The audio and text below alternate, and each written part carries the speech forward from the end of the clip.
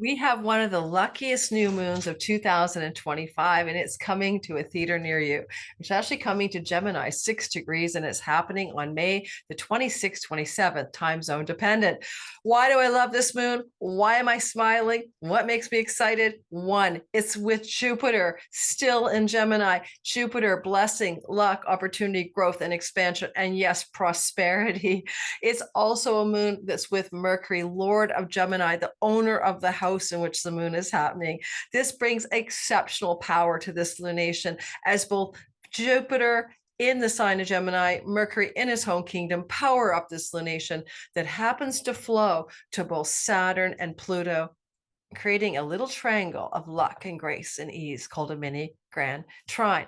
Find a better moon this year and I'll be surprised. And it happens to occur on a Sabian symbol that I adore. They can also bring regeneration, renewal, and revitalization to our lives. I'll be sharing that with you shortly.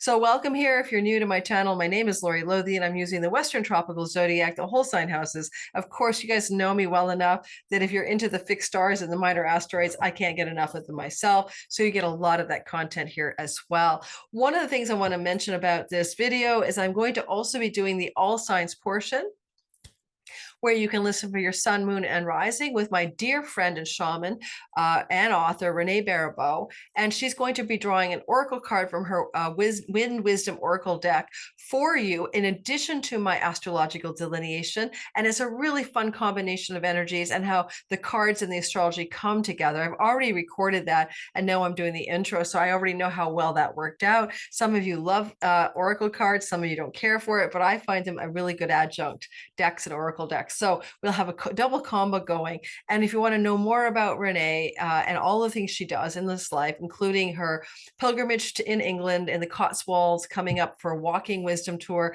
I did a pilgrimage with her in the Camino back in May of last year. If you want to know more about how to reach her, how to get a chance to use her oracle cards for free on her website, she's got a digital oracle reading. You can try them out. You want to know more about her book, about the pilgrims, Walking Wisdom, a pilgrim's guidebook that she wrote. Everything about Renee is in my description box below. She is an award-winning author. She is a shaman and she is a healer, and she's brilliant. And I'm so happy to share it with you on my channel. Now let's talk about the moon and break it down. Okay, I have a few things I want to say. We do have a new moon in Gemini every single 6 months, right?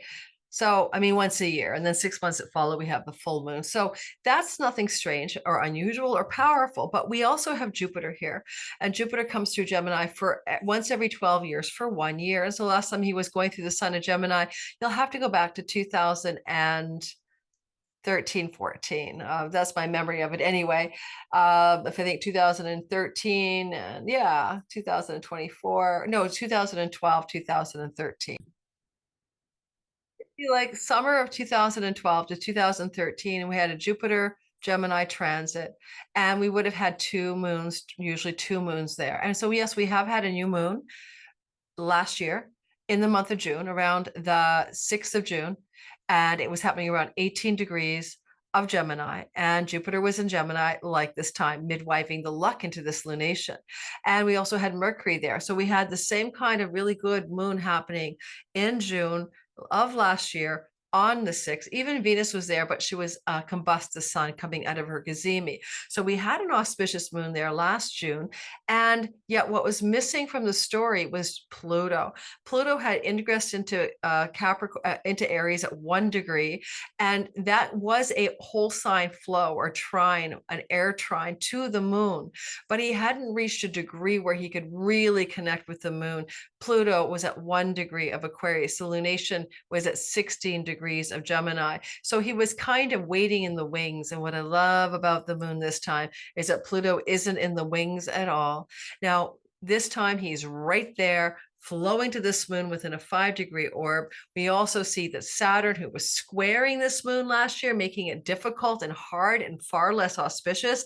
The square to Saturn on this lunation last year was difficult. Saturn around 16 degrees of Pisces squaring the new moon around 16 degrees of Gemini made it for attention energy. In fact, with Donald Trump being a Gemini sun and having his sun in Uranus and a nodal axis up on the top of the Gemini sky for him, this was that shocking election that people were rattled by, and everybody had, the dark days of our discontent or the celebration, but the intensity of that energy.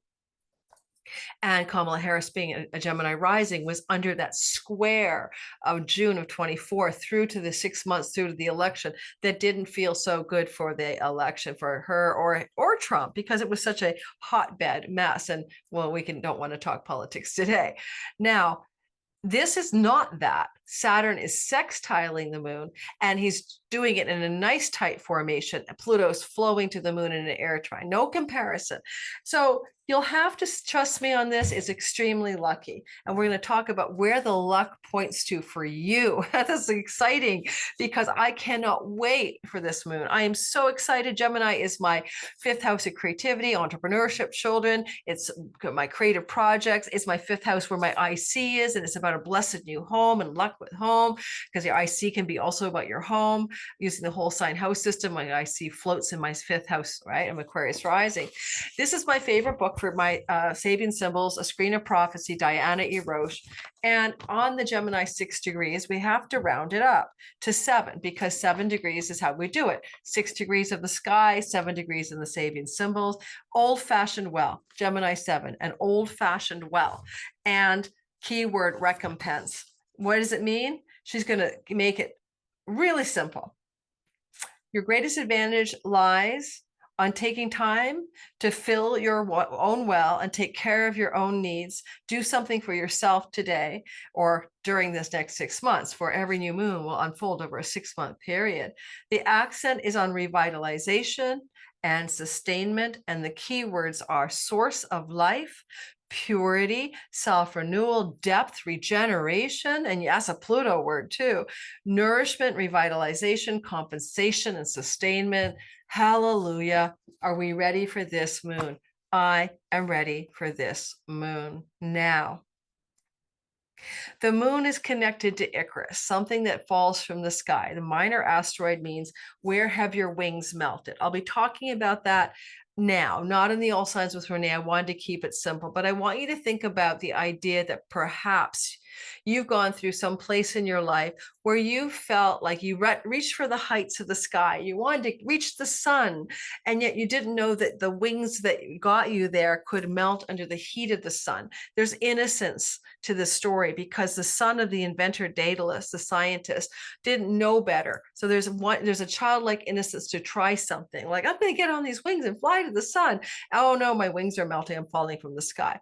So in that sense of the willingness to try and the experience of not seeing the true story, that you can't go there. I would say this, there's something about everyone's Gemini corridor. So Donald Trump won the election.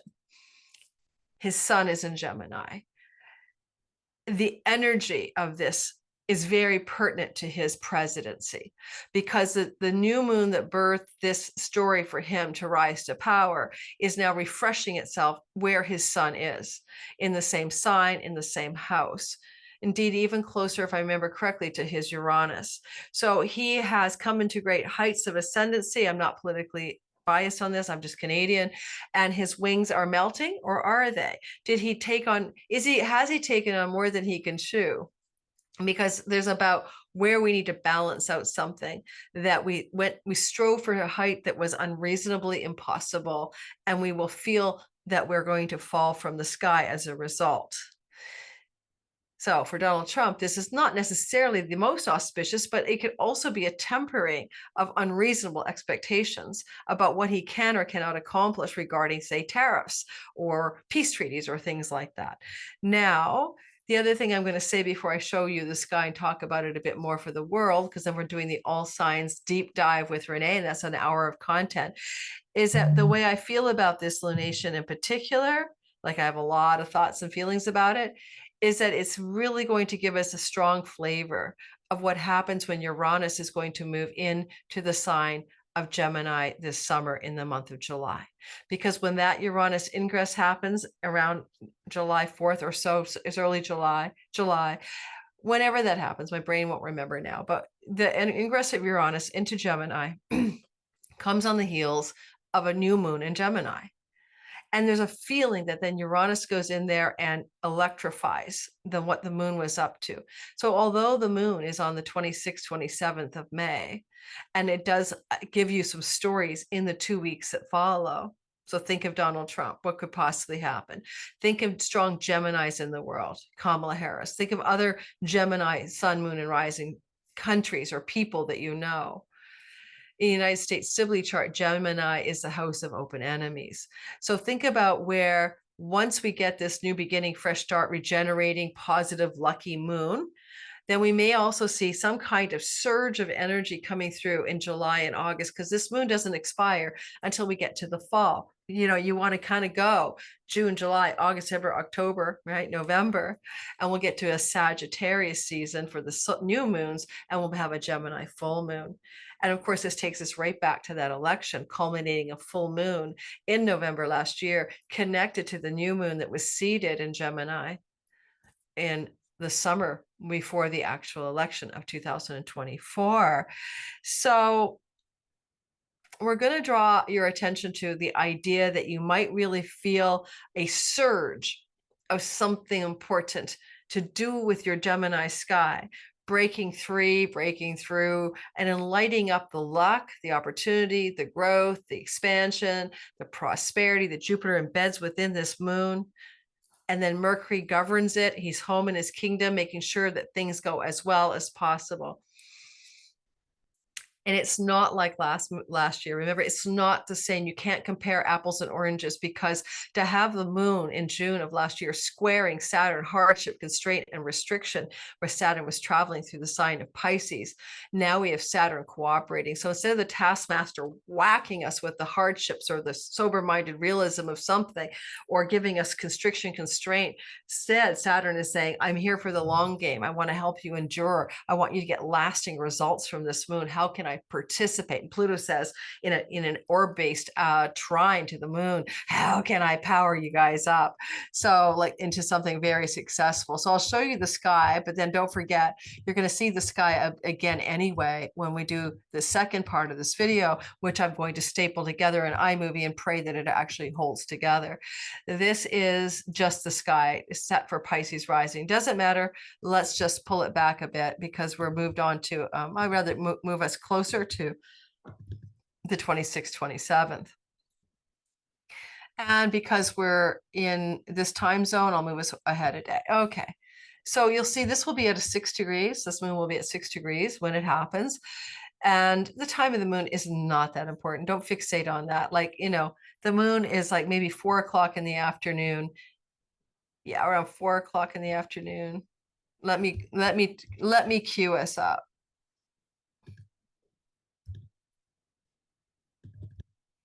We'll get it exact, guys. And we go by hours and minutes and days, you know? Let's cue this baby. Am I still on May 26th? I am.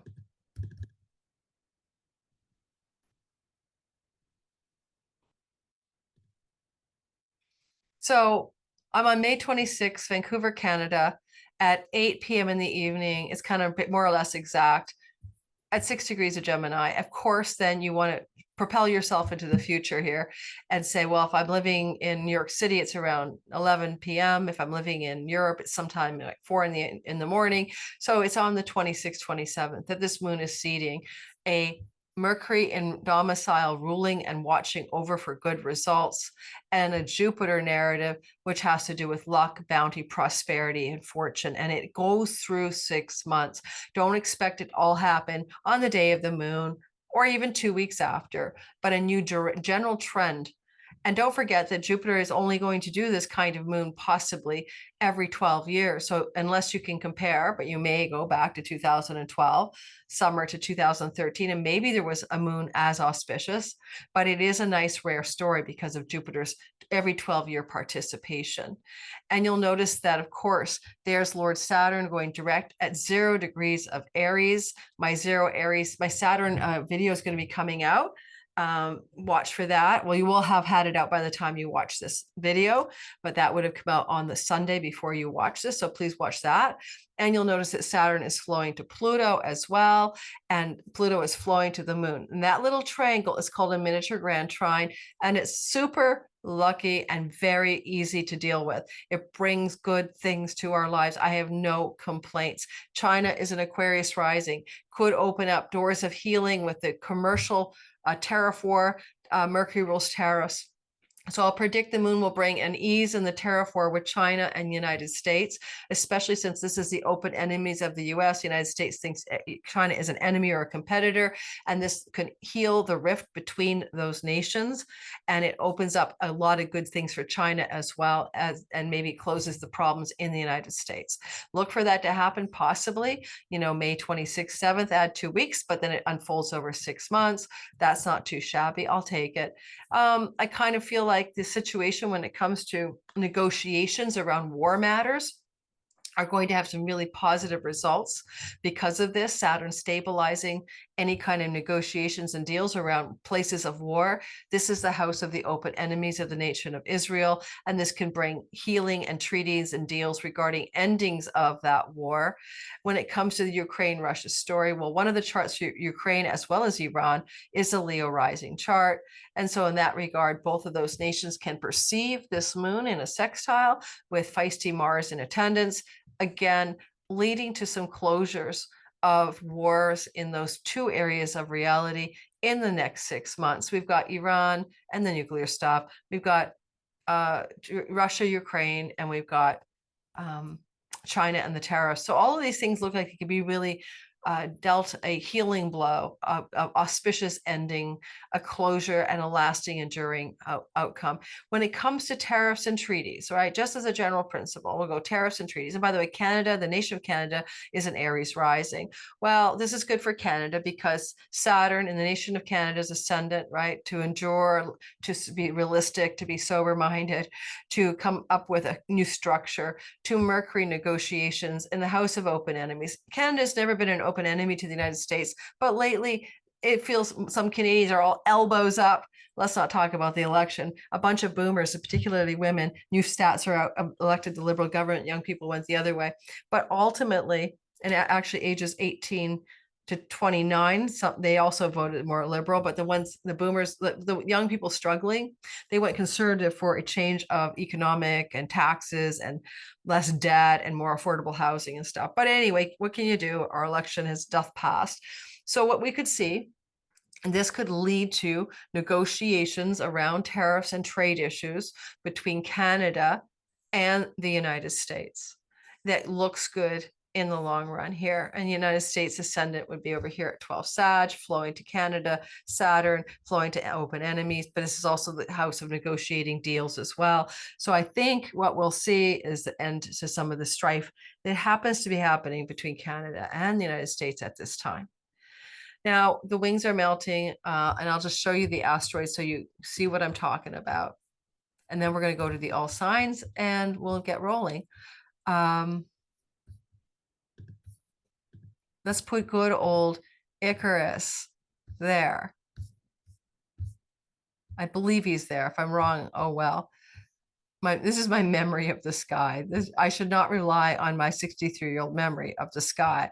That's probably a risk. It truly is a risk, but I think he's there. If he's not there, I take it back. He's there. So there's Icarus. My wings are melting. I'm falling from the sky. I flew too high. I didn't realize the sun was going to melt me. And so it's not that this is necessarily going to happen to you, because often this is like a piece of space debris landing on the ground, or a helicopter crash or a plane crash or a public figure falling from power. Okay. But if we had to make it happen for our own lives, if you know enough astrology to talk about the meaning of your whole sign, Gemini sky, one of 12 pie slices of meaning, then you might say you might have felt like you were melting there. This moon is going to fix the problem because Jupiter is the repairman in the shop of the melting wings. So, for example, a Scorpio rising, my wings were melting in my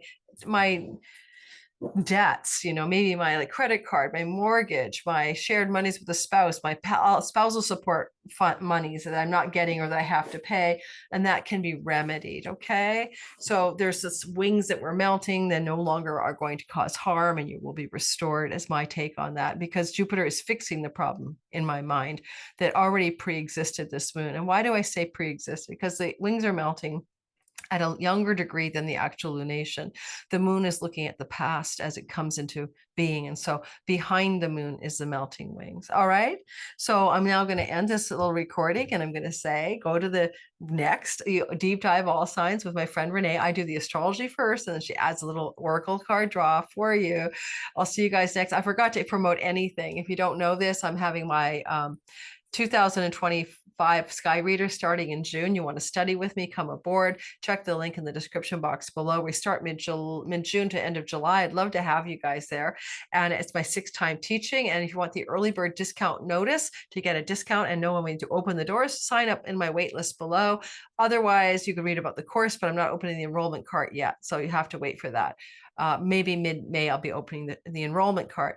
And I also have my 2025 All Signs bundles, $33, half price, 12 videos, 2 hours each with a PDF guidebook, recorded for each sign in a chronological order. So it's going through first quarter, second quarter, third, and fourth quarter. That's half price right now. If you want to grab that sale, check it out in my description box below. We got more than half a year left. We got 7 months in the year left, and you're going to be able to get a lot of detailed guidance about how to navigate those next 7 months for your sign. A lot of people have said it's been very helpful for them. I hope it's useful for you. I poured my heart and soul into those products in the fall. I recorded them back in October, November, and you can still use them now. Thank you guys. Ciao, ciao. Oh, and go on to watch me and Renee together. And just in case I didn't do enough of an intro for her, just look in the description box under this video, or I'll pin to the comments all the ways you can reach out to her, including perhaps trying her Wind Oracle free reading on her website, where you could just click away and you get your free reading. I love the Wind Oracle. I've been using it for 2 decades, I swear, or at least 15 years since she first created it. All right, take care, everybody. Bye-bye. And moving to the next section.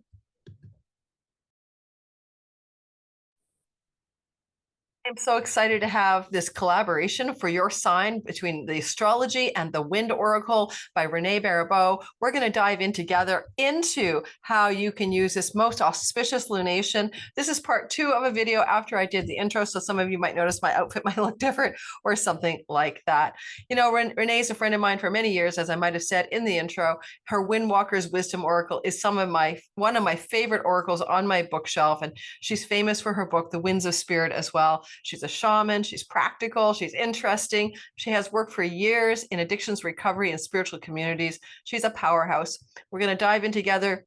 We get the wisdom of the Wind Oracle for your sign for the 6 months that follows this lunation. And I'm also going to give you the astrology, of course. So let's get this show on the road. All right, we have Rene Baribeau, my friend of several years, in the room with me, and esteemed practical shaman, author, and more. Rene, I introduced you briefly before you got here, but what are your latest adventures? What are you doing? I hear you're doing a pilgrimage to England. Tell me more. Yes, remember last year, Lori and I, we did the Camino from Portugal to. Oh, can we start again? Really? No, we can't. Just keep going. So we did a walk last year, and she was the head Camino, and I was the charger, the one who walked the 118 miles. And so I had so much fun, and it changed my life so much. I wrote a book called The Pilgrim's Guide to Walking: Wisdom 1111 Insights, and I'm going to be taking a group to the Cotswolds in England in October. So hopefully some of you want to put on your walking shoes and come join me. We're going to go from inn to inn and walk a moderate amount each day. But, you know, there's cabs in England too. So we're not demanding that you stretch yourself beyond your limits. We want you to just push your limits a little bit and hope you join us. I love the idea of a pilgrimage in England. That's so charming, actually. Yeah, for those of you who think you can't do it, all you need to do is become a Cabino. It worked for me. It worked for a few other women on the trip to Portugal and Spain. So there's always a way where there's a will. So thanks for sharing that information. And for those of you who are feeling like you need a spiritual adventure, those are really amazing ways to go, a pilgrimage, a walk. So we're going to start off by talking about the astrology. I'm going to show the chart again. It's been introduced in the front end of the video. But what I love about this, as I said earlier, you know, Jupiter being a benefic planet like Santa Claus, fairy godfather, blessing the lunation as it comes into that 6-degree form.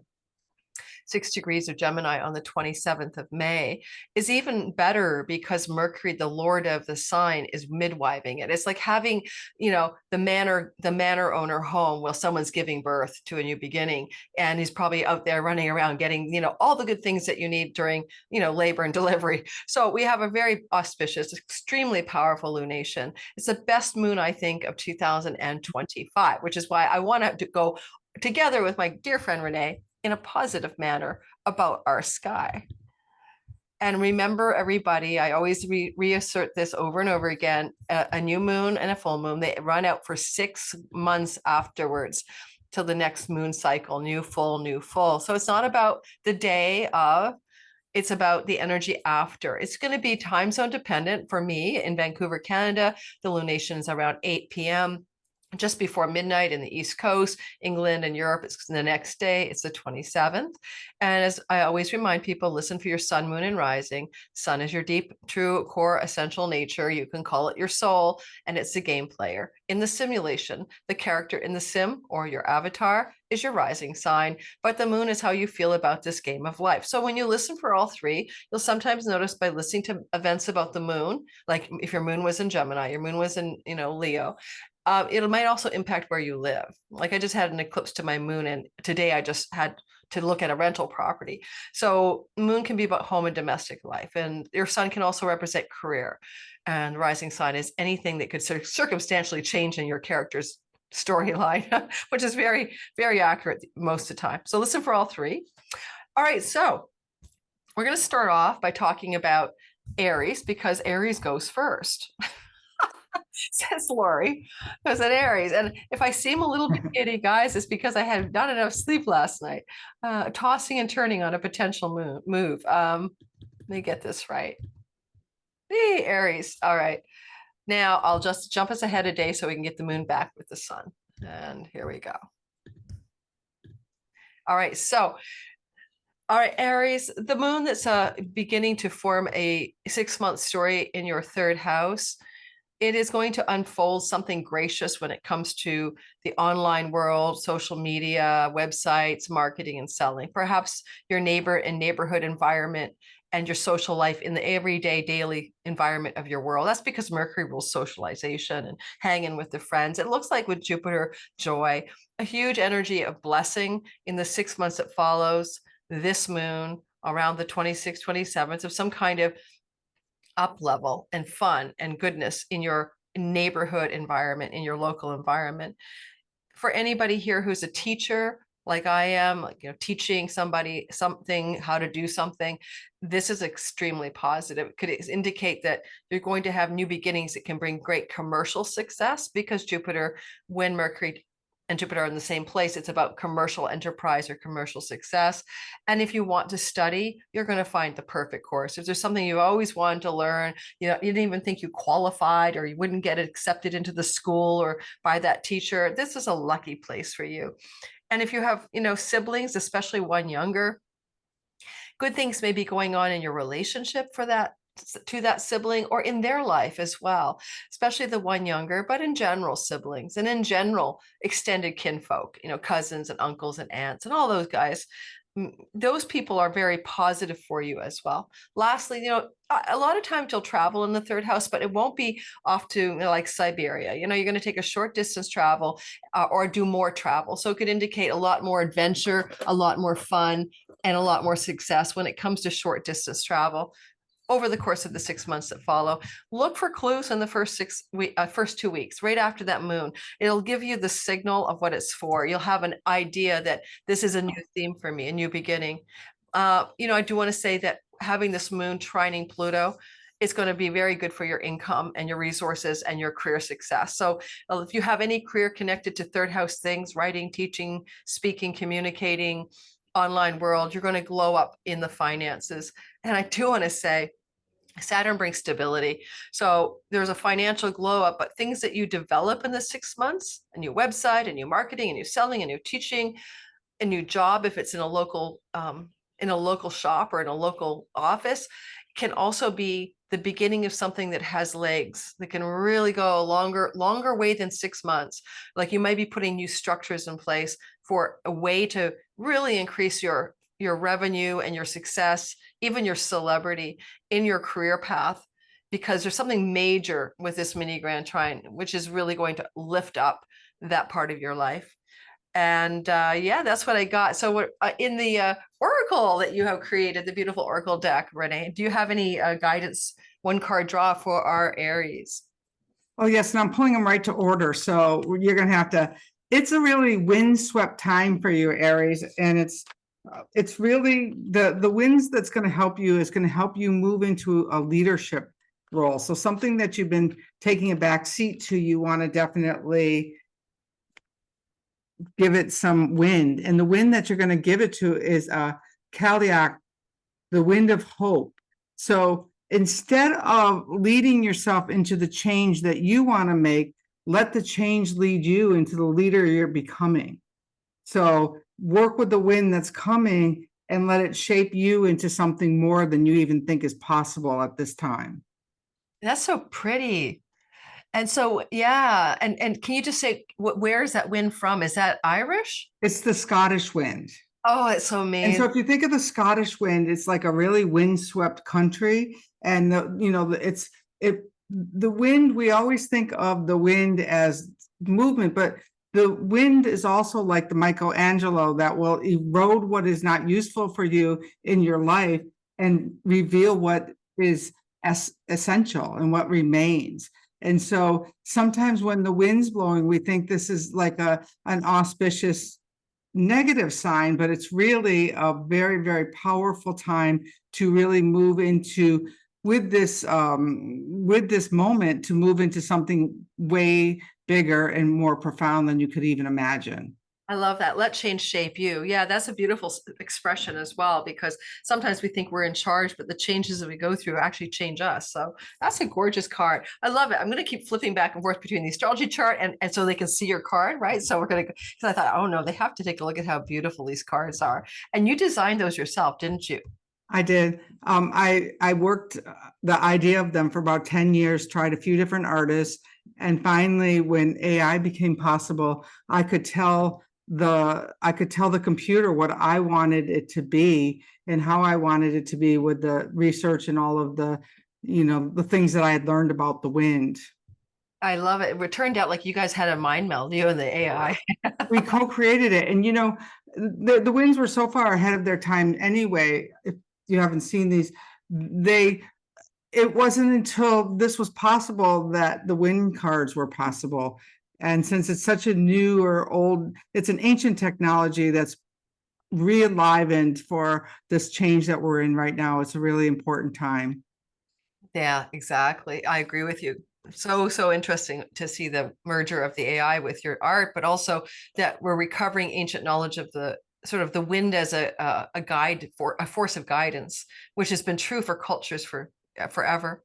So here we have good old Taurus, sun, moon, and rising, of course. And it's about the money. It's about the money, honey. There's nothing else I can say. I mean, if you've been feeling stressed out about finances at all, or you've just kind of felt beleaguered, it's about money, and money in particular, perhaps connected to career, as opposed to, say, winning the lottery. But I will give you this. I mean, Mercury rules your lottery win house. So let's say you could be lucky in winning money, getting money through, gaming or gambling. This is for entertainment purposes, not guidance, but also your career. Pluto will power you up to greater riches and authority and power and transformation in your career. And he flows to the new moon. Jupiter says luck. So it is money luck, expansion of your money, expansion of your savings, resources, and earnings. Mercury is good for negotiating contracts and deals. And so if you're looking for work, like my Taurus son is, my Taurus son daughter is, I'm going to say, look at girl, you got this. After this lunation, May 27th, add 2 weeks for the acute short-term goodness, add 6 months for the full flowering. It looks like positive developments around raises, promotions, new levels of authority and work, or if you're looking for work, the lucky break, great, fantastic new job. Now, the other thing is if you're an entrepreneur, it works too, because Mercury rules your entrepreneurial house. And so you get a lot more power financially from any entrepreneurial or self-directed business. Saturn wants to have a resilient, perseverant, long game in all things. In this case, it's about your time alone. And when Saturn moves into the 12th house where he is, and he's flowing to this mini grand trine, honestly, the real power structure, like the engine of this success, is how you treat yourself when you're alone, and healing any addictions or self-undoing with Chiron Venus there, and also getting more into the magical, the mysterious, the visionary, the meditative practices in your home, alone, at home, alone. I don't care if you live with somebody, then get to the, spare bedroom, or, spend some time in one room without your kids or spouse and say, I just need my downtime. Your aloneness is your salvation in this chart, because the contemplation factor brings you into your own power professionally and also in terms of resources financially. There is a small vibe here of a potential move in the next 6 months for some of you as well, because of the Mars placement. So this could also trigger a easy and flowing and lucky relocation. And it could even be something that you might be planning and you're thinking it's going to be an ordeal, but everything just falls into place. And that's more likely within the 6 months ahead. Anything you want to say from the winds there about this for these lucky Tauruses? Well, for lucky Tauruses, I almost put the card back in the deck when she was going on about all of your finances and all of that. But then I said to the wind, really, how could this be? Do you want to show the card? So yes, sorry. The card that we have is the south-southwest doldrums, and it's suspended action, and growth is paused and awaiting renewal. But what's really important to know about the doldrums is there's 2 places south of the equator where the wind doesn't blow. And because it's on the southwest, it means that you've grown a lot in your garden, but you're right before the fall, you're right before the harvest. So there's this time where you have to go through your garden and think about what is not serving you anymore. Like a lot of times we put all of our riches into a bag, and that bag gets really, really heavy. So when the sailors were on the sea and they'd get caught in no wind, what they would do is they'd offload everything that wasn't essential.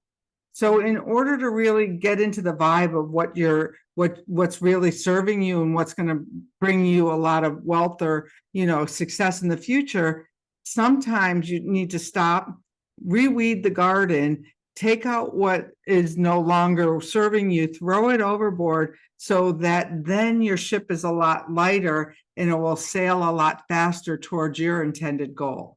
That's kind of very much the energy of that 12th house placement with Saturn. It's really about the inward journey as well, going within, rather than going without. Go within or go without. And even though there is some career or money positivity coming off of this, it is anchored to that more introspective place in the sky. You would do when there's no wind, right? Exactly. Yeah. And it was kind of like what you were talking about, that second bedroom, going into the second bedroom, maybe because you need more sleep and or alone time or time to write, or, it's the only way to get a book done is to put your butt in the seat and sit there and do it. And sometimes that means taking away the movies you wanted to go see, the plays, all that summer fun. So, you have to really imagine, what are your goals that you really want to bring in? And what might I not be able to do in order to achieve those goals? Yeah, that's a great point. In fact, one of the means of the 12th house I didn't add was it can be where we're concocting things, like writers doing the writing is exactly the 12th house, artists doing their art. It's what, you do alone at home in the solitude energetically. But it often, when someone's writing a book and they're finished, like a client, and I go, well, I bet you wrote that when you were in your 12th house age, or this was going on. So a lot of that work that you do privately is in the 12th as well, inner work and also creative work. Okay, that was good. Let's go into seeing what Geminis have next. And I always remind my people that I have a progressed Gemini sun, but your progressed planets, you can do that for yourself if you know how, are not as strong as your natal sky, but they give you a layer of meaning. So if I talk about myself, there's a reason. All right, so because this is really anchored for the Geminis, this is your sky. This is yours to lose. I mean, I don't know how you can muff this one up. It's so good. So Jupiter is like, hey, you're so lucky. I'm bringing you luck. You're gonna finish the luck on June 9th, but during this moon, he bakes it in for 6 months.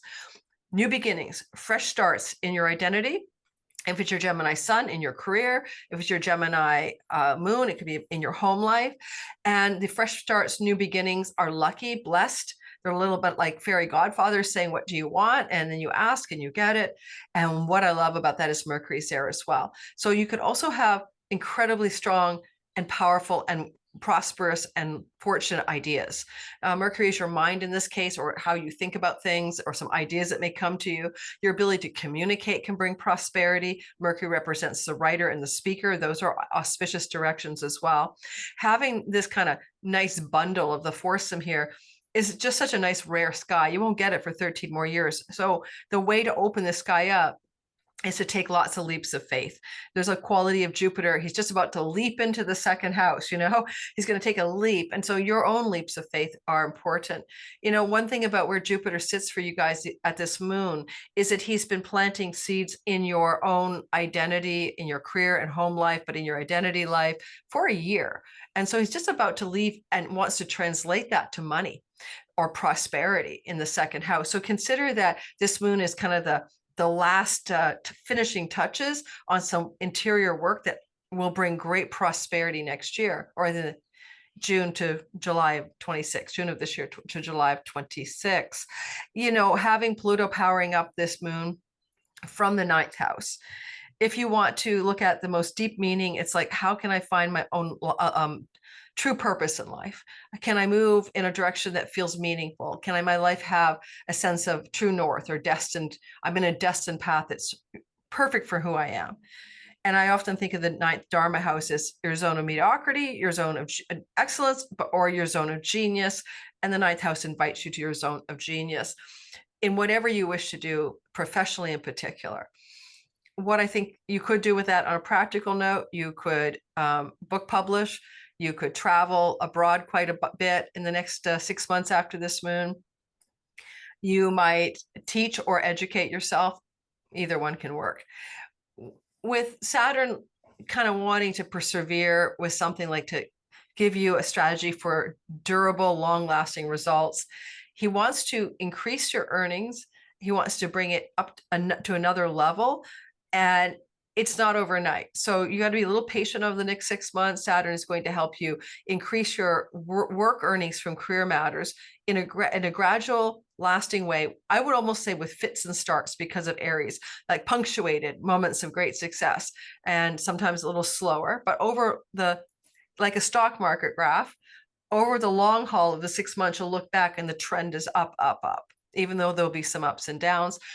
And with Saturn here, it's okay to let go of those friends that are really not aligned with you spiritually. This is kind of going to be the easy fallout of groups of friendships or groups of belonging, because you're just not on the same page with your idea of the meaning of life, philosophy, spiritual philosophy. Just kind of, a few of them are going to leave, and yet it feels fortunate for you. So I don't even know what to say. You don't have to ask them to get out of your life. Maybe there's just naturally they'll be a way they fall away without hardship, without any difficulty.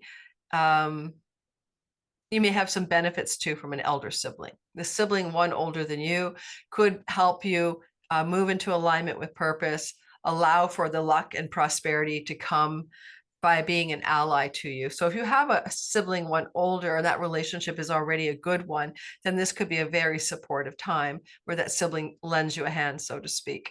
And Mars is activating as well, the third house. I mean, he's twisted up in the moon. A lot of you are going to do some traveling. I don't know if it's going to be for a long time, but there might be a lot of it. So a lot of shorter distance trips and journeys may emerge from this new beginning, this new moon. And Mercury is the patron protector of travelers. So it's going to be good for you to travel, and good things will come from travel. And you might even find you're traveling short, like 2 weeks after the moon. You're like, oh my God, Lori said travel. I wouldn't be surprised about that either. But any travel you do is all in service of kind of a career up level, and also a sense of moving into more financial bounty because you've done a year of work. And now you're ready to take that trust in the universe, faith that you've developed in the last year, and move it into an earnings and money success story. All right, so that's what I have for Geminis. Renee, what does the Wind Oracle suggest? Well, it's all about creativity and letting these fair winds move you. And when she was talking about the fits and starts, it's also this is some inner work about removing your own hesitations. And when you hesitate to say, no, I'm going to go outside, I'm going to feel that wind, and I'm going to let that wind move me forward. So for example, say part of your goal is to walk more, hike more, and they're like, oh, I don't have time for a 2-mile walk today. Well, let the wind move you, let it take you for around the block, because moving around the block is going to get you back in the flow. And it's when you're in that flow that you're going to really move more towards these dreams and schemes that you have coming up. And so take the wind when it's blowing to use it to move forward. And when it stops, use those downtimes to think about, okay, what am I going to do the next time the wind's blowing? Yeah, and what are the words you have under the card, that like the little saying that you always have? It says sparks innovation and fuels creation. And Nice. fair winds is what moves the ships across the sea in a really, really nice, steady fashion. But there are times when that will stop and you get to recalibrate. Yeah, that creativity is a Venus word quite often, and she's up there with Saturn. And so there is the element of how Venus, the creatrix, is involved in this for all of us. But for a Gemini rising, she is in a very powerful place. She's ruling the fifth house of creativity. So, by natural rulership. So yeah, that works. Creative energy is always welcome, especially if it's flowing. Because sometimes when I'm trying to write something and I feel like it's like sticky as all hell, I get so frustrated. So frustrated. Oh my goodness. I met Renee when I was an editor at, when we got together, I was doing stuff like Elephant Journal and Goodman Project writing and editing. And I was an editor there. She was just trying to get her writing down and figure out how to write. And she was kind of clunky. And she's now a brilliant writer. And now she's like better than me, I think. And when I have to write these days, I thought, oh my God, I probably need a writing coach to get my mojo going. That's funny. Yeah, it is funny, eh? But you are perseverant in developing your craft. Here we have the Cancer, Sun, Moon, and Rising sign. So it is a very profound place to see this auspicious new beginning. It's inner work. It's not your outer world. In some ways, when this kind of thing comes together with so much goodness, which is only available once every 12 years, it could open up a kind of spiritual door for you. Because if you don't already have a spiritual path, if you're not already following a meditative practice or a traditional religious path that lights you up, with the North Node in the House of God and this new moon here, there's going to be a transition from everyday mundane preoccupations to something much more profound. And in India, this 12th house is your full liberation, like the Buddhahood kind of thing. Not that you'll get there, but you could. And so if you're interested in spiritual questing and pilgrimages, I have to say North Node is in the house of pilgrimages ruled by this Jupiter, then there's no way to avoid that possibility. So for some of you who want to go off to the Camino or the Cotswolds with Renee or anything like that, taking time to go out on a journey that is spiritual of some sort, or the ashram or to the guru place or something, it's good for you. It's also extremely positive. You need to dump out your own addictions, self-undoing, bad habits, and all the ways that you sabotage your life. That's the standard 12th house story. And so you can make big changes in easy and fortunate ways to let go of those things without a lot of hardship. And Pluto in the 8th house is also tracking with this story, because the 8th house is our deepest karma, and it connects us to our own hidden realms of our psychological and, archetypal world. So you got like a very deep spiritual vibe going on in the moksha 8 and 12. So if you're listening, go, oh, no, I don't need a spiritual path. Good luck. You'll probably find one. On another level, if you're in the book publishing world and you want to publish, the North Node suggests you could do that with Jupiter's help from all the hard work you're doing in the cauldron of your alone time. Saturn is going to give you a pretty well, 3-year run of mastery and authority in your 10th house of career. You're going to aim in the next 3 years to get more success there, while being on purpose and in alignment with your purpose.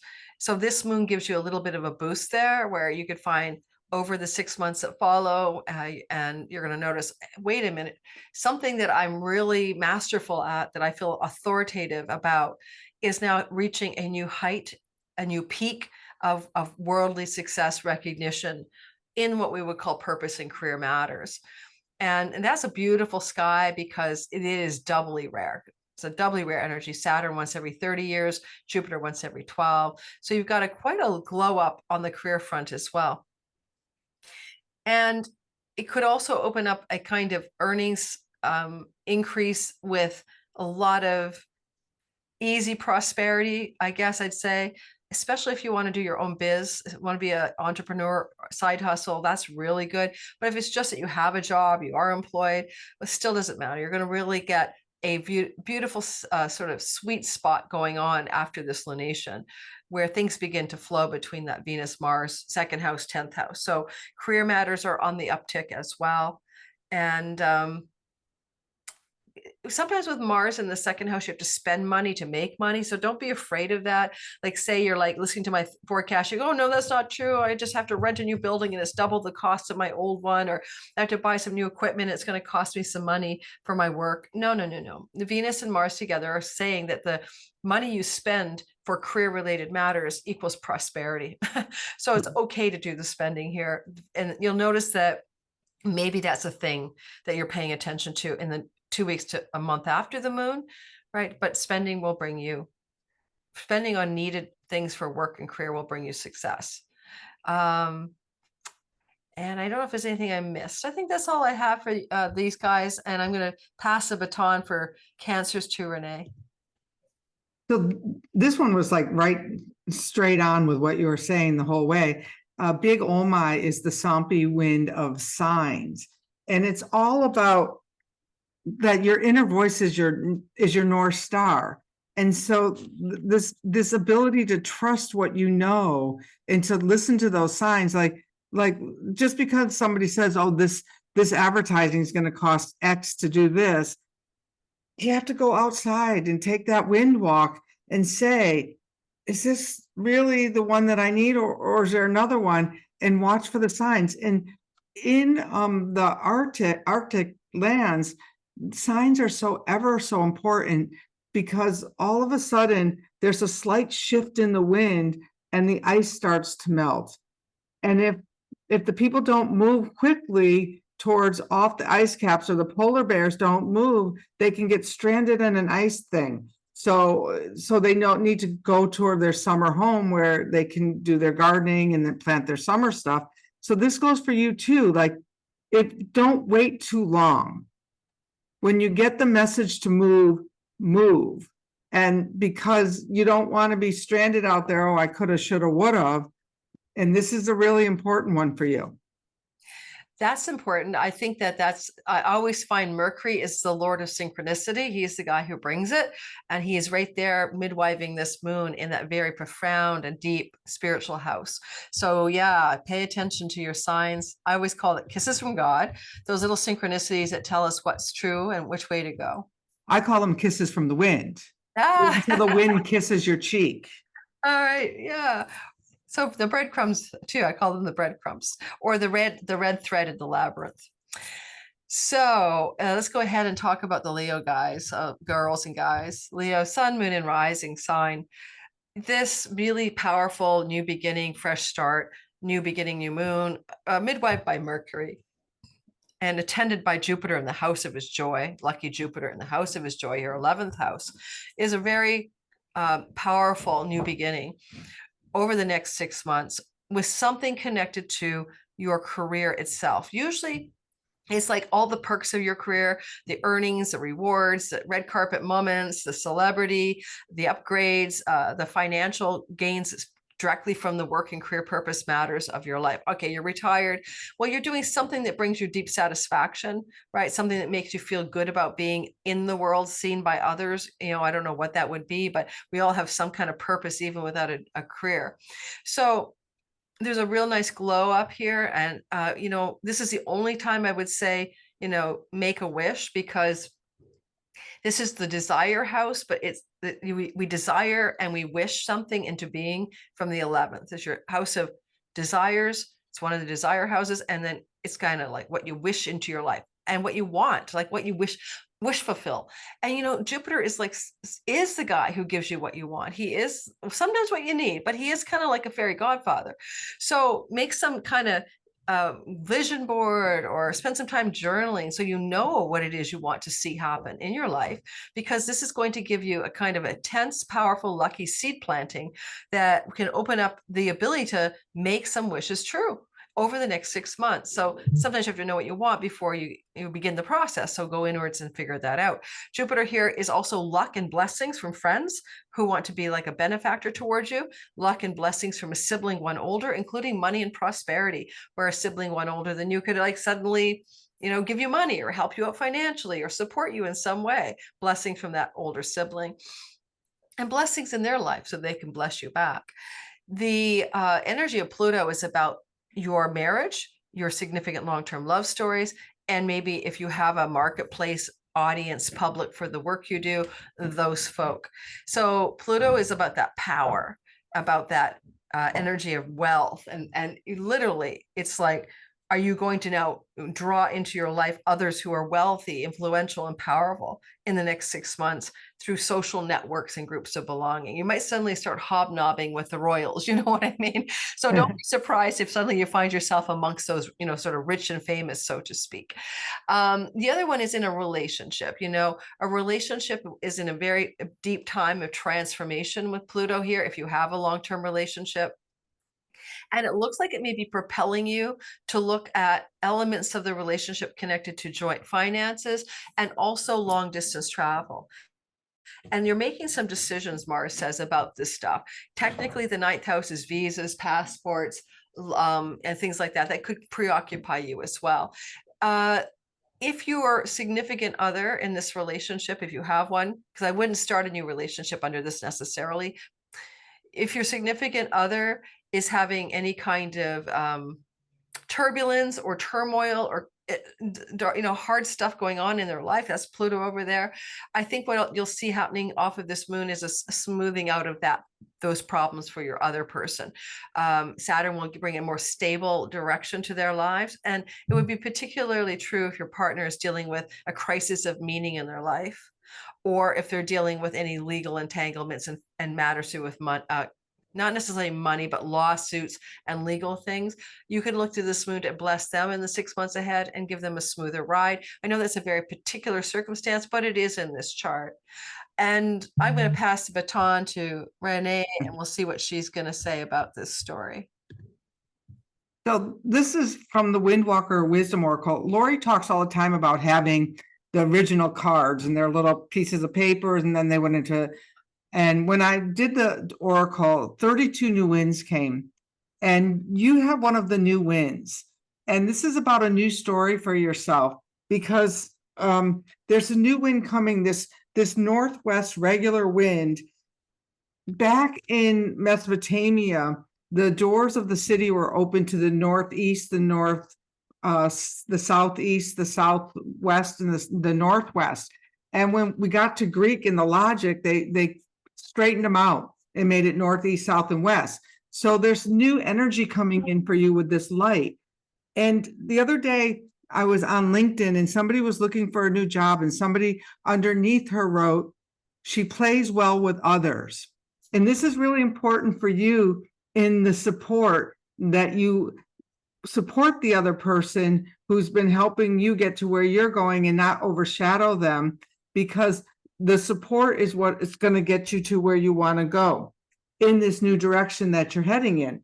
And so you have to have that steady, unwavering resolve that you need support from other people. So it might be a take back of, do I play well with others? Am I playing well with my partner? And that used to happen to me a lot when I had a catering company. Everyone would always say, "Renee, the food was so good." And at that time, I was doing the sales and the marketing, and I didn't really give the partner the due. Well, they cooked the food, I just sold it to you, and I'm standing out front here taking all the credit. So just be careful of that, because when you have a strong partnership, you go twice as far. That's great. I love that card, support, and I love the story, by the way, that the Greeks kind of straightened it out, and then the ancients had this sort of half winds or whatever. Oh my God, that's And fun. I think we're opening those doors again. I think we're reopening some of those ancient doors, and that's why the Windwalker's Wisdom Oracle is coming in now, because we've been shifting on our axis, and so perhaps we're shifting back to the northeast, the south, the southwest, all of the intercardinal winds. Intercardinal, that's what they're called. Yeah, it's exactly, yeah, the in between though is kind of a mystical place, right? Not straight north, east, west, south, the in between. Thanks for that card for the Leo folk. Let's go ahead and talk about the next sign, and the next sign is wakey, my heart. Are you there? I'm sharing. Yep. We're going to talk about Virgo. So Virgo, you guys are hanging in there. So one thing about this is that it really takes your attention to the top of the sky, which is considered your visible reputation in the world, social standing, career. It can be the house of weddings because we have big celebrations there and everyone comes to watch. So one of the things about Jupiter, he's very legal, and North Node is traveling through your sevens. A few of you may have celebrations coming in your life that looks like a wedding, probably yours. That means that you might get a proposal or a deepening of connection over the next 6 months with a significant long-term love partner. In the meantime, on a very simple note, luck in your career, but new beginning. So if you have one career path or one job path that you've been on, well, Pluto's saying transform, change, like a caterpillar, becoming a butterfly, find the wings that are really, really true for you, shed a skin like the snake, because something wants to change that's pretty big. This doesn't just feel like I was working at Starbucks and now I'm working at, Tim Hortons. It feels like you're going to want to really change the work you're doing in a fundamental way. And it could even involve, for some people, retirement because of Saturn in the house of retirement, the 8th house, to rely on secondary monies, retirement money or spousal money, and not be working at all. But if you want to continue to work, then you're going to transform the work to something much, much more profound and connected to something that you would actually enjoy. Jupiter does represent that part of our life. It seems like we're overflowing with exuberant, joyful goodness. Mercury and Jupiter means like offer, boss, or commercial success, or negotiating a lucky opportunity in work, in career, in job. So those of you who think you might be getting ready to leave something, or you don't even think you will, you're probably going to. The only other thing is, if you love your work, you could get a massive promotion. Like you could get leveled up a lot in the kind of place you work in and the kind of thing you do. Like not just one, but 2 rungs up, because Jupiter will try to bring it, and Pluto, into something much better than you thought you were likely to get. If you want to quit and you're being asked to leave, severance packages are a Saturnian thing in the 8th house. Love that for you. If you always wanted to get out from underneath, you're going to get like the golden parachute kind of thing here. So that can work as well. Especially a lot of people these days are leaving jobs in different places for different reasons. So you could get a kind of a really golden ticket out of a job. The North Node is really important in your angular house with Jupiter and the moon. So I would say, if you are wanting to increase your success in your relationship, your primary love relationship, it does look like some kind of public disclosure or some kind of new level of attainment within the relationship, like announcing to the world that you moved in together, or that you're getting engaged, or that you're going to marry each other. So that's very true. If you don't have a relationship, then this is not the sky to start one in, with Venus in the 8th house. It's just for those of you who have one. And stabilizing your chunky money, I suppose, is another aspect of this. Maybe you can invest some money from your earnings and in a very traditional and safe way, and have some investing success in your life. If you thought of doing that, or transforming your earnings because you're moving money into where money makes money a bit more than you normally would do. So be careful. The markets are turbulent, I think, this June and July, May, June, July. But nonetheless, this is a long strategy and it lasts 6 months. And Mars might say something like, if you're going to up level your career, there might be some things going on behind the scenes, like you don't even know about, like your backroom deals and negotiations type factor, where, you know, people are negotiating on your behalf, like from the back end of the boss or the human resources departments. If you've been dealing with any colleague, coworker conflicts, those are going to go away. If you've been feeling strained in the workplace for whatever reason, those will begin to completely go away, giving you a completely different kind of vibration. Maybe that person leaves the workplace. Maybe that gnarly boss quits. But everything gets, if you stay where you stay, conflict within the work environment itself gets much, much better. Yeah, it's good for all of that stuff. Now I'm going to give the baton to Renee. Well, I'm finding it really interesting that a lot of the winds we're getting, we're not really getting the cultural winds. We're getting the wind intensities and the directional winds. And here's another wind intensity, and it's about the crosswind, and it's about realignment, and maybe it's about not overthinking. So when something puts an upheaval in your path, know that the wind is going to shift. Just like when somebody's sailing across the lake, right? Sometimes you get a nice steady breeze, but sometimes you have to tack. And that means going a little left and then going a little right in order to get where you're going. But the big thing with Virgos is that, you know, you want to know how it's going to look and what the next move is. And this wind is telling you, no, you're not going to know that. Don't overthink it. Just go with the wind. And if the wind changes course for you, then turn your sail. Turn the sail all the way. Like, you know, if it is out of a job, yeah, turn that sail and go with that new wind. And if it's into a bigger job, turn the sail and head right on in, because you're going to get to your intended goal, but it just may not be as neat and tidy as you'd like it to be. Yeah, neat and tidy doesn't happen very often anyway in life. But I'll tell you, I like the idea that that is like a realigning energy, because there is something about Pluto's transformation of a house normally associated with work. And that's not like, just as I said, Tim Hortons to Starbucks, right? It's much more fundamental and important. So let's move into our next sign. And that, of course, will be Libra. So in the Libra lives, come on, guys, move forward.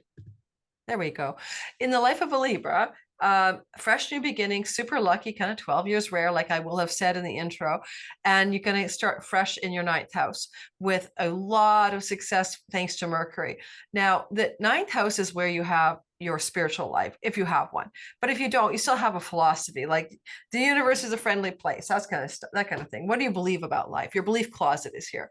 Now, the way you approach spirituality when Jupiter is here is you find a teacher or a teaching. So some of you are definitely looking like all of a sudden you discovered the Sufi way or something. And it's new beginning. So it's not your old religion or your old spiritual path. It's new, fresh starts.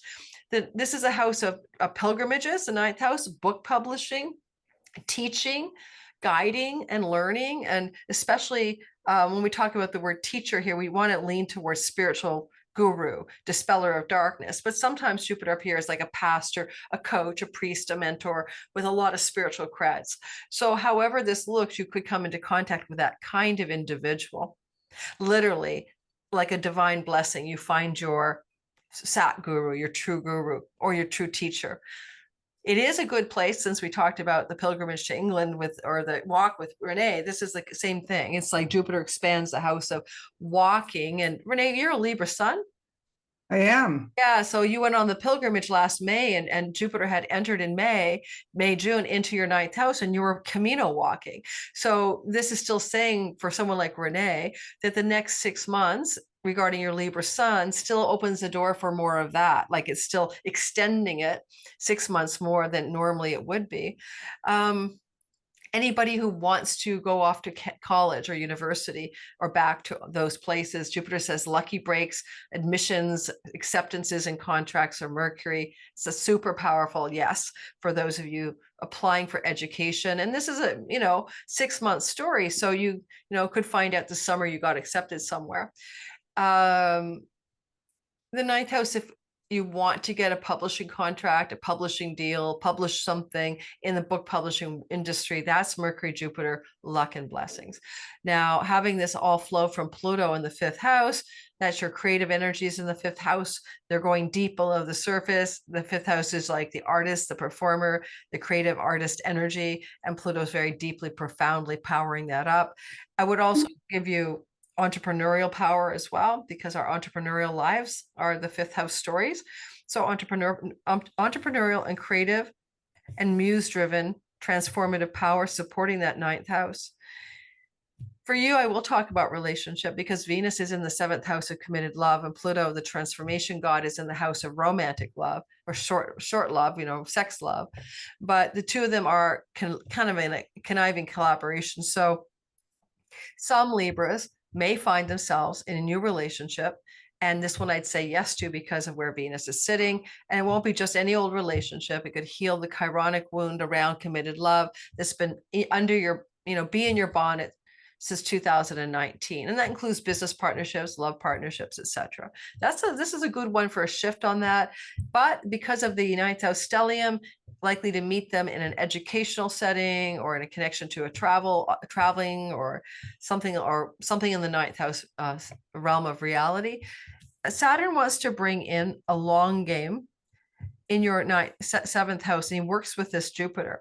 So for example, a long game strategy over the next 3 years, but supporting this moon in the next 6 months regarding stable ways to be in partnerships in business and love, how you can be in those relationships over the long haul, not just in and out. And Saturn is in a relationship, either a karmic relationship or some age difference. Usually Saturnian relationships, say for love, are somewhere around 6 years or up, older or younger. And so you might find yourself engaged in a new relationship with someone with a significant age difference as well. That's always possible, because the North Node, which rules Jupiter, is in the dating house. So we'll see what happens for some of you. Your alignment with purpose is everything in this moon, because that's what the 9th house means, to align with purpose. It's a big Dharma energy. And you might find yourself just like naturally flowing into ease with the North Node in the work and the purpose. The work and purpose are synergizing, increasing in intensity and success the work you do in the world, while at the same time becoming very aligned with the true north or your world axis, your axis mundi. You're just coming into alignment, and all of you will feel this. I mean, I'll give you an example. I don't think with this kind of moon that you could, be like so tempted to make money in a professional endeavor that was ethically unclear. Like, yeah, like I can make a lot of money, but it's not in alignment with my values. That would be like a total no-go. So that can't happen here. Okay, I'm going to pass it over to Renee because I bet she has a wind that talks about something about this. Yeah, of course. Another directional wind. Wow. I know this is a really interesting time because now we have the southeast cloud wind. Again, the door open to the southeast. And this is about resilience and about bouncing back from challenges. And for Libras, they when things get messy, they don't like it. And so today I have two sliding doors with locks broken. And one's in a house that's up for sale. And now no one can go out and see the beautiful view on the porch and the to know like, okay, this is just a little momentarily setback. It doesn't mean the house shouldn't be on the market or being sold. It's about how to be resilient through this. And the thing that jumped out for me is the resilient truth. It's not about, it's born out of truth, not performance. To really be in that, what is true for me? And if it's that new relationship, what is true for me? Is that relationship true for me? Or is this just, a diversion? And what you're saying is like, no, this might be the right time for that true north to come in and really move me with a resilient cloud wind. And, think about a nice sunny day. And when that nice cloud wind comes in, it offers a really nice breeze.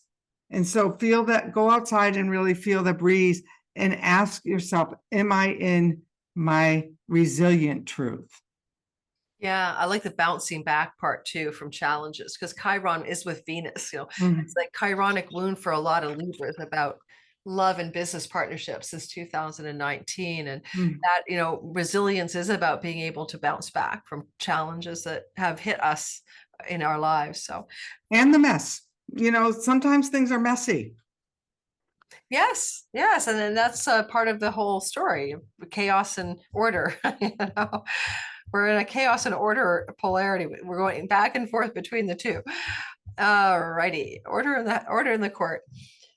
Scorpio, sun, moon, and rising sign. First, it is a money story for most of you. It's going to involve money that comes through an inheritance over here, money that comes through an investment you made in a stock share or a market way. Money, this is positive money from your partner and you, like the way your spouse and you combine forces. With Pluto in the fourth house, a chunk of lucky money coming in the chunky money house from a property sale that maybe you didn't expect even. Like, I mean, I'm not saying that with Pluto, you wouldn't expect it because that just means riches from the home, but it's also riches from the foundation of your life, especially your childhood and your parents. And so there's a potential in this lunation for a financial bounty from somebody in your family of origin coming your way. And even with Venus in the sixth house of debts and indebtedness, you're owed this, it's due you karmically, this money that could come to you. It may also allow you to be very good at paying off or down any debts like a mortgage or a credit card. So there's a good financial glow for you guys. If you have any you're married, this can also be money coming from your marriage type partner, like the long-term committed love partner, and their financial resources really becoming very successful in some way, and you're participating in that success as well. I find that with Pluto in the fourth house, because you're going to live with that for another 18 years, you'll take nothing for granted about your childhood. It's time to excavate what was hidden from view. But it's also Jupiter in the house of secrets. So because of Mercury, who's always talking, whispering, emailing, and phone calling, it would be an interesting story to see if some of you don't get a family secret revealed, but it brings good things to you. Like you didn't know that great Uncle Joe had left you in the will, and now you finally found out it was hidden from you. You know what I mean? There's some kind of family unknown variable that looks good on you, especially financially, that may emerge in the next 6 months. If you are thinking at all of babies or pets, and there's two separate stories here. Fertility and pregnancy, yes. Babies, yes, that could happen for younger ones. You guys thinking of making babies. The second thing is pets. And this is a small little thing, but if you want a pet, this is a new beginning, fresh start in the eighth house of death. And often it's like, this is like the dead people, talk to me. And then Saturn is pet and Pluto is at home. And so there's kind of like, do you want to get a pet because you think your cat or dog is coming back? They just may be coming back in the next 6 months, and look for signs that it's your beloved animal returning to you. You should be able to tell. It should be obvious to you. And some of you may change your job, but you'll be financially benefiting from the change. Either you get a sign-on bonus or severance package in the next 6 months, or because you got this chunk of money, you just quit your job. But either way, there's also some auspicious and positive new beginnings for a job change that could lead to work that is something you actually enjoy and don't feel wounded by, and you feel like you're in your right place. And you're going to find over time that that could be quite exciting to move into a new alignment with enjoyment of work and excitement and passion in a new beginning. And the moon can activate the wealth factor as well. And now I'm actually making more money at doing something I like than making less at doing something that feels like drudgery. And so that shifts into this moon as well. All right, let's see if Renee has a thought. Oh, you like our cards are aligned on everything that you're saying, because the card for this one is for Scorpios is Enlil. And this is all about divine timing and the fates. And even more so, like this is more of a cultural wind, but call to this wind. Especially if when hidden forces are at play, just call to Enlil and say, bring this into my light. Show me what it is that I need to do to be aligned to my fates and my destiny, and Enlil will come. Now, Enlil is one of the more powerful winds in the deck, because Enlil is the one who, when humans were being too noisy on the planet, thousands of years ago, Enlil was the one who said, off with these humans. They're making way too much noise. Let's get rid of them, because they were just really here to serve the gods in the first place. And so this is the kind of wind we're talking about, you and the power that you have that's coming into your life right now, into play of your divine destiny. That looks very, very biblical, I know it's Babylonian and Sumerian, it's Sumerian, but it's like, okay, it's like, and then, This was the tablets. It was more about, when things were first getting written down, and how we were going to, play with them, and how we were going to play with that divine destiny of ours. Divine destiny. I love that. Mm-hmm. I love the picture, because I still use what I call the wind bag. I do have the oracle, but I mean, the wind bag has been so handy for like a decade. I'm always pulling from my wind bag. I love the images that you've created. All right, here we go into the next sign, which is after this. It's Sagittarius. Let's talk about Sages. It went, oh my God, for Sag, the whole wheel went spinning. And there's just probably something about that that's going to be meaningful. The whole wheel was spinning ahead of itself. Sagittarius, sun, moon, and rising. Well, hello. Are you single? Because you may not stay that way. So single Sages may be having fresh starts in long-term committed love, especially with Venus in the romance house. So single Sages looking for love. This moon can seed a new beginning with a great, lucky, and bounteous, magnanimous, and generous love partnership, healing a chironic wound about sex, sexuality, romance, and romantic love.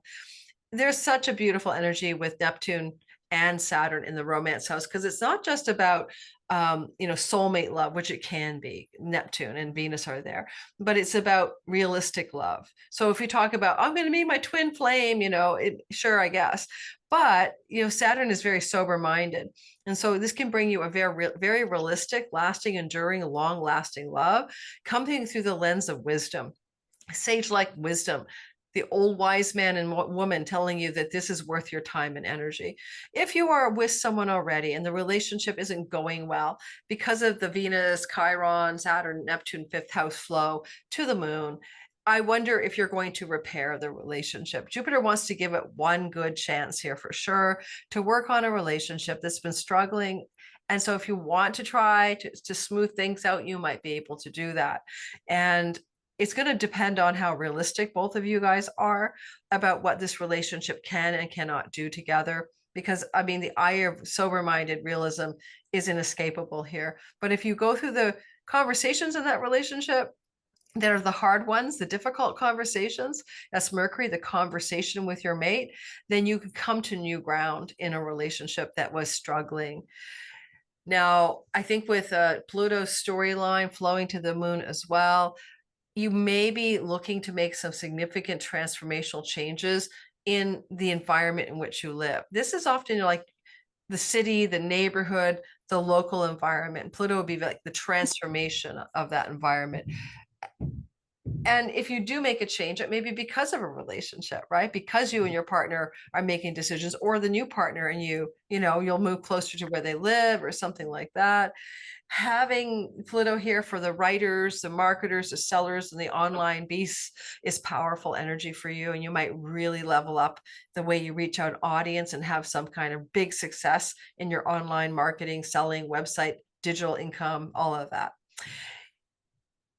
If you have a sibling, especially one younger than you, they may get enmeshed in this story as well. And you could do some exciting things to do with travel with a younger sibling, and maybe investments and lucky breaks money-wise with a sibling one younger. Most of you, though, may look very much like a relationship narrative. And if you've been burned in the past at all, and Saturn is so clear-eyed here, you know, he's not falling for the glam of the soulmate love story that you read in a book. I mean, trust your instincts when new love comes in the next 6 months for some of you, because you will have enough groundedness or reality check going on that you're not going to fall into the illusion of love. You may move because of the North Node in your fourth house, ruled by Jupiter. So some of you in the next 6 months change your home.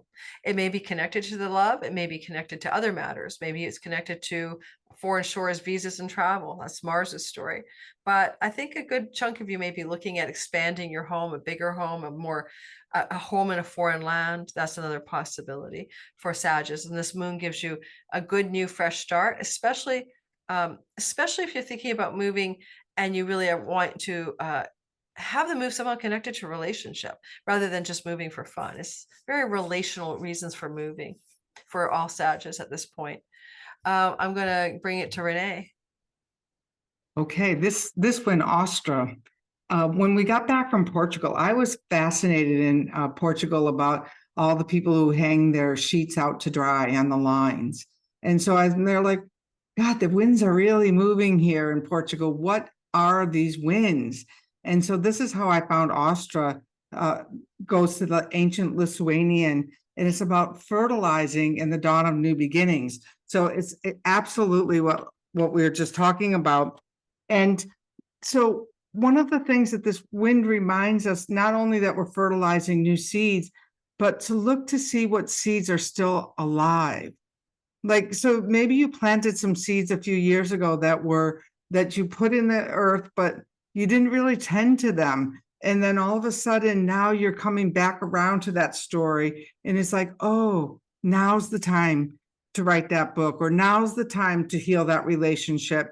And that's what this wind is all about. It's about fertilizing the seeds where the energy is still potent. You know, the fifth house of romantic love is also the house of fertility. So, and that's where we create things. We have romance, we make babies there. So yeah, another way I could add to that is like, what is it you wish to create? Especially if any of you Sagittarius are in the writing part of the world. Pluto's in a writing house, but the spark of creativity is also important in this particular story as well. Fertile energies there. And I'm loving how these cards are matching to the story so well. Yeah, they really are. See, there's Venus, the fertility goddess, in the house of her joy, in the house of let's make a baby, let's write a book, let's start a romance. Let's hang those sheets out on the line to spin in the wind. That's right. Let's hang our laundry out after we've been romantic together on the clothing line. All right. Capricorn, sun, moon, and rising sign. It is a new beginning, a fresh start, lucky moon. It's so lucky you haven't seen anything like it for 12 years. And it begins to open up doors of opportunity, probably for a lot of Capricorns for work. Okay, so a job, work-related matters, maybe a payment of a debt. Someone gives you a debt repayment, they owed you money and you get it back, or you're able to pay off a debt. All of those are very good stories here. If your health has had any challenges, now you have the information and knowledge to repair the problem. And a lot of times, because of where Pluto sits, it turns out to be something you shouldn't be eating. So you may find out that, yes, you don't do well with gluten, but there can be repair and lucky breaks to see how to fix your body, how to improve the health when the health problem is connected to your teeth, your face, or your dietary style not serving anything in your life. So there's something shifting there. Money, though, riches, power, wealth in the house of earnings, Pluto flowing to the moon in the house of job, is probably a good chunk of you are going to either get raises, promotions, or a new job out of this. And so that's positive if that's something you want to have happen. Venus is with, the Saturn long game structure down here, and she rules your career house. So again, we're looking at career, but because it's coming from the fourth house, it could be people from your past, people you knew when you were quite younger, and openings for work and jobs. You could also look at this Saturn opening up a door for a change of home. It probably would be a rental because of where Jupiter sits. So new beginnings and opportunities to rent a property, a lease a home that are very auspicious and long lasting. If you are a landlord, then you could find your forever tenant, but there's just that luck in that part of the sky. A few of you may get a new pet off of this, but with Jupiter, either a very big animal like a mastiff, or you're gonna take the whole litter. I'll take all of them. But there is something about long-lasting and bounteous pets coming forward for pet lovers looking for a pet in the story. I kind of wonder if you're going to get any kind of work that opens up travel, or you will need to travel to distant shores or do some travel for the work because of the North Node's position in the third house. And if you are at all going to rent a property or whatever, or change your home, Mercury says foreign shores, foreign lands. Some of you may be looking for an opportunity to live abroad or change your home to somewhere in a distant shore, foreign land more likely. What will I say about this? One more thing about the new moon in the sixth house, employees. If you're an employer type, you have your own business or something, or whatever, you have your own company, then this looks like increasing your staff in a very lucky, fortunate way, bringing greater wealth to you. And Saturn says, for the long game, for the long lasting outcome. So if you're feeling like I can't hire an assistant, hire an assistant. If you're hiring, you get more rich. If you're wanting to be hired, you get more rich. Both of those things are true. And what did the wind say? Well, this one's a little bit off from yours, so we're going to have to talk about this one. Another dynamic wind of transformation, and it's the downdraft. And it's about change descends with a powerful force. So what you've been resisting, Capricorns, is going to come in and boom, open up the spaciousness you need in order to make those changes that Lori was talking about. Like, for example, if you've been resisting moving, even though you want a new place, your landlord may decide to sell the house.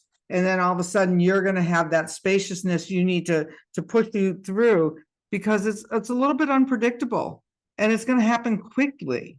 So you really have to be ready to know that when this happens, if you loosen up the reins a little bit, you are assured success in this movement. That's really cool. I think that I can see the downdraft with the fact that Uranus is going to ingress into Aries as well, early July. That's a shocking, unexpected Aries. I mean, Gemini, in things to do with work, rental, home. So you're sort of saying, yes, the changes are coming, but they may feel like, whoosh, like a plane going, oh, okay, we've got a wind shear here. It's gonna catalyze your evolution. Okay. It's like an evolutionary change that needs to happen, that you've been holding the reins too tight. Oh, I'll do this when. But yeah, no, it's gonna just take you by surprise, and get ready, and it's gonna be great. Okay, I can see that in the chart. I think that Pluto too, he never plays nice. And although I try to give him the best interpretation possible, he's pretty powerfully activating two of the Artha houses, which are really much about how we make our way in the world and then where we live as a result of it. Okay, so here we have me. I'm an Aquarius rising like you guys, sun, moon, and rising. You can listen today. Well, first of all, it's a house of challenges and good things sometimes, the romance house. And you've had creativity, romance, entrepreneurship, and you've had Jupiter traveling here for a year. But he wants to bring you a final blessing before he leaves, and he's working with Lord Mercury. So good news, basically. That's lucky, connected to the fifth house. But fifth house is also money that you win because it's a house of good fortune, and it represents speculation, like winning a lottery. Funny, with Jupiter here, I did win a children's lottery recently. I didn't win the big prize, but I got a gift certificate for groceries. So, you get the luck for winning money still until June 9th. And still, this moon bakes it in for 6 more months. It kind of says, we'll extend the luck we'll give you an extension. So through 6 months after this May 27th wind, you still have luck. So know your limit, play within it, but but every now and then buy a scratch off ticket or a lottery ticket, you might win. And but don't overdo it. Lucky in love, right? That's another thing. Lucky in money, lucky in wins, lucky in love. These are vibrations for you. Fertility, because Jupiter is family and children in the house of baby making. You and your partner can make a baby if you're old, not old like I am. Mercury is in a place where the muse is, right? So you might have some incredible ideas coming from the muse that are really going to make exciting and prosperous changes to your life. So listen to your inner muse, however she or he speaks to you in the shower, when you're driving, when you're vacuuming, what ideas are coming to you about something you want to create, any creative project, anything, or entrepreneurial business changes you wish to make. Ideas, the muse, bring prosperity and new beginnings that are auspicious for you. With the energy of Pluto, you're already Pluto. You're becoming this sort of force to be reckoned with. And you can become wealthy and powerful, but you can also become completely brand new. So we don't know how we're going to deal with it, guys, because it doesn't end until 2044. But all of the Aquarians are kind of being purposed by something much larger than their individual stories to be a evolutionary energy for humanity. So with that said, Pluto is supporting this new moon. So new seeds of creativity, pro-creativity, entrepreneurship, love, luck with winning money. This is a good moon for everything in that category. With the energy of Saturn, he suggests to you that a long game strategy that's reasonable and that under which you can persevere but succeed will also help bring some of this yummy stuff to your fifth house of good fortune. Third house things are writing. Third house things are marketing, selling, communicating, social media, all of that stuff. Third house things are what you do in the local environment and the local neighborhood. And depends on your chart, but some of you may change your neighborhood because of this.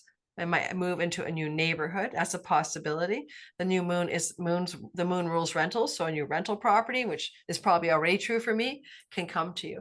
Jupiter rules the North Node. It's busy expanding your success financially. This financial expansion of earnings and resources and financial wellness is a story that doesn't end until mid-26. And as this is Jupiter's time to support it with a moon that's, right there with him, it looks like you might have what you are going to consider to be a lot of lucky breaks, expanding your income, earnings, and financial savings in the course of the next 6 months from this moon. Some of it coming through creativity and entrepreneurship. Some of it could happen through a win. You could win something here. Venus wants you to enjoy something. That's always her priority. And if you haven't enjoyed your neighborhood, you weren't really enjoying your local community, if you weren't really enjoying your online world material, whatever you do, if you're one of those people, then you're going to be beginning to change that.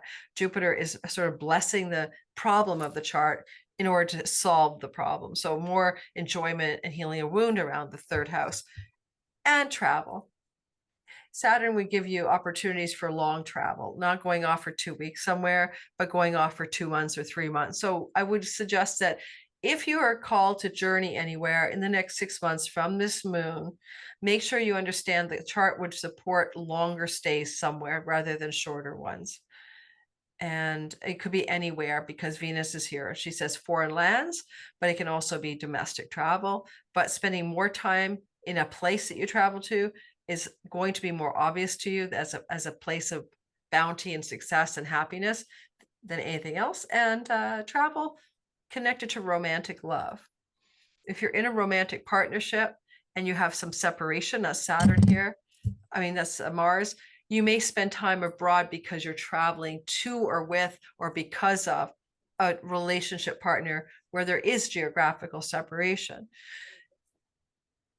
And a sibling, one younger than you, can be benefiting you and your prosperity in some manner and being an ally for increasing your prosperity and your success, especially if you're an entrepreneur. All right, that's what I've got. This is very interesting and intriguing. So the wind that I got is the ancient Visayan wind, Lihanjan. It's another one of the new winds that isn't in your wind sack, Lori. And it's about the unity of opposites and really innovating with your heart in this time.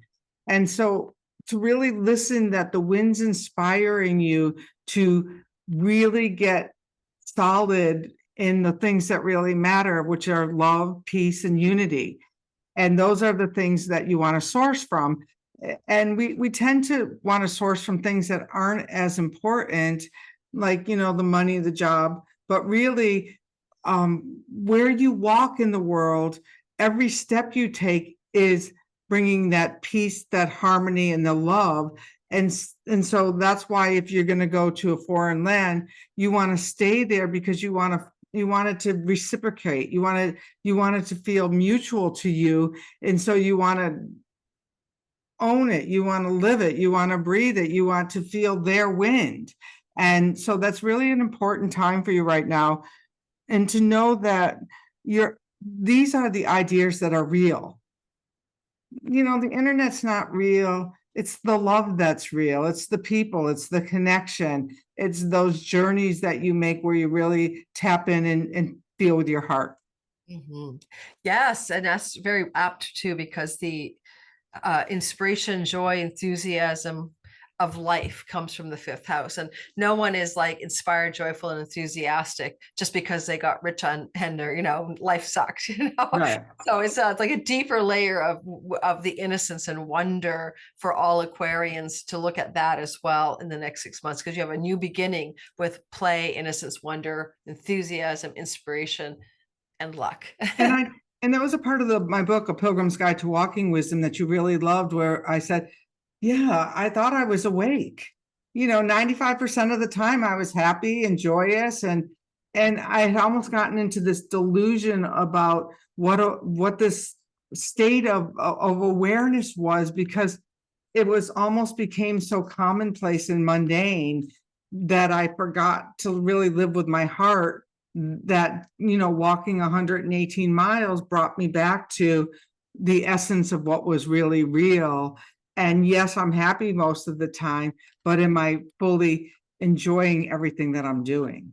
Right. I love that. Yeah. Well, that was incredible for you, that pilgrimage, because you actually did the walking. But you had your own experience without walking. I mean, the not walking brings you to the walking insights too.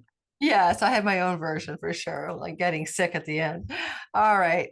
Yeah, it's a big metaphor. All right. Pisces, sun, moon, and rising. You guys are looking at a really beautiful fresh start and lucky and fortunate new beginning that happens in your fourth house. Now, if you're somebody looking for a home or wanting to change your home or buy a home or sell a home and all that good stuff, rent a home, well, then yes, next 6 months, very practically, very good contractual lucky breaks, news, and information allowing for that to happen. And yet, this is also a deeper house. This is a very, very spiritual house. It's one of the moksha houses. And so it can indicate that you're going to have some realizations, new understanding, new information about your childhood, your family of origin, that's very freeing, that's very true, that offers up some kind of feeling in your own self of being able to expand or to shift your gears in a new way. And one of the things about this new beginning, new moon that's happening in the fourth house is it is strongly connected to Pluto.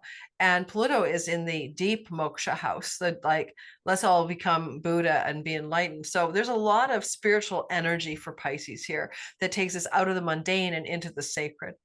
If you want to prosper from this, and you can, then your prosperity comes from something you're doing in the home. This is not going off to the job. This is in the home, from the home. The career is in the home. The Lord of the career is in the house. And then with Pluto in your 12th, there's money to be made in the 12th house. It's foreign marketplaces. So because we live in a digital realm, we don't have to go barter trade, spice trade, caravans, or seafaring travel. We just open our laptops up. So your ability to source revenue from home, connected to online or digital platforms or something like that. Yes, you're very successful if you want to be in the next 6 months. That could really open up a huge level of abundance that may have been unavailable to you until this lunation kicked in. This is also the family of origin and money. So money from the family of origin. So somebody, usually these are parental, not siblings. These are like my parents, my grandparents. That lineage can offer up some kind of abundance for you coming off this moon. You may find that this is a moon where you want to learn a lot from home. You might get deep diving into some educational process for professional reasons from the home. That would bring luck to you if you were to go in that direction. Saturn wants to stabilize your savings and your earnings, and Saturn's transit through the second house can be very good for constraining spending and saving money, but also stabilizing the way you earn money to find something that's more durable and enduring. Like it, you realize I could do this for a lot of time. I could do this for all day long. I could do this for several years, so there's that quality. And I'll testify to Saturn moving through my second house, because I'm the sign before you, is that I did manage to incorporate. That's kind of a practical new form and structure Saturn can bring you to any kind of earnings business structures. Some of you may feel with Saturn here, because it can feel like you're going to work hard. Okay, maybe you'll work hard, but you'll be also wealthier for it. Healing a chironic wound, you guys, that you've had since 2019 about earnings, money, and resources. With Mars participating in the whole story from the sixth house, flowing to that Saturn, there's a lot of Mars is in his joy in the sixth house. He loves that. And this will be working with passion and ardor and excitement and enthusiasm, and receiving long-term benefits from that enthusiasm. So there's job and work and money encoded here that are positive for you. One thing about Mars in the sixth house is that he'll get you to cut, end, and sever, or maybe a food style. That's where Saturn is. And that will make you more bounteous, joyful, and prosperous in your life, because who knows, sometimes we don't find out that there's a food style we're engaged in, or even an addiction for you guys, that we don't know who we are, because you guys think you're doing fine, but you're high functioning some kind of substance misuse, and you find out how much better you are without it. I'm only saying that because Saturn in the second house with Neptune would be to constrain an addiction, with Pluto in the 12th house of self-undoing. So some of you Pisces under some spell, I don't care if it's too much Haagen-Dazs or too much weed or whatever you're doing that isn't really good for you, that can change with ease, flow, and grace. And you're probably seeing the source of your problem coming from your childhood, from this particular story, and then you understand it all. No wonder, I've got this trauma I haven't figured out how to deal with, and you can heal it and no longer be operating in some kind of fight and flight mode that you're not conscious of.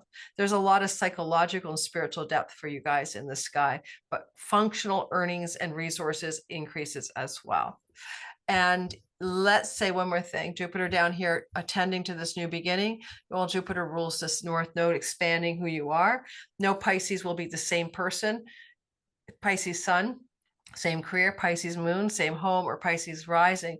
You guys are all changing in a rare 18-year rare way.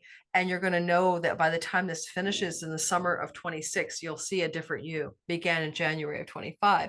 And Jupiter, being the Lord of this story, is going to say you're transforming from uncovering or unearthing something about your childhood. It doesn't have to be a traumatic secret, but your childhood, ways your childhood has held you back, especially financially, especially growing into your big girl panties and big boy booties or something. That's really changing for you. And you don't need to go digging yourself. It'll be It'll be shown. You'll see what I mean. You're going to find out, oh my God, now I realize that. And that's a good story. That's one that will really be naturally easy to unhook from your childhood. Well, I'm so glad you got to the childhood story, because I'm there like, well, how am I going to weave this one in? So the wind that we got was Tyra Matea, the tempest wind, and about rolling with the storm.